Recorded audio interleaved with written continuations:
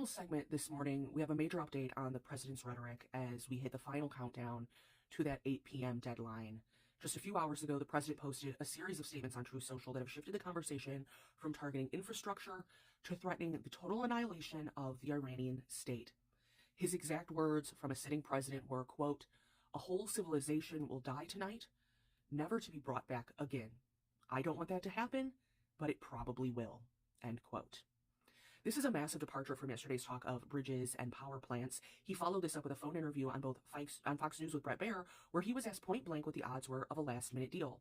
He refused to give odds, but repeatedly stated 8 p.m. is happening. He described the coming attack as something the world, quote, has not seen, and paired this with a call for complete and total regime change in Tehran. We are no longer talking about a surgical strike to reopen a shipping lane. The president is now using language that suggests a total war of annihilation. This has triggered an immediate response from the UN, which is warning that targeting civilian infrastructure on this scale constitutes a war crime. This means the exit ramp for this conflict has essentially vanished. We are now looking at a 12-hour window where the only two options left on the table are a total Iranian surrender or a strike that could permanently rewrite the map of the Middle East. As the clock ticks towards 8 p.m., there's a hollow, heavy silence that falls over those of us who are covering this story. It is the kind of hush that only happens when the rhetoric of diplomacy is replaced by the mechanics of destruction.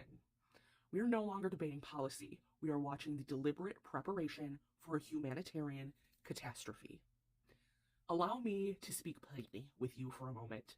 War is an ancient evil, but the specific brand of escalation we are seeing from this administration is a new kind of modern nightmare. When a leader begins to speak of whole civilizations dying as if it were a tactical footnote, we've moved past the realm of national security and into the realm of a moral vacuum.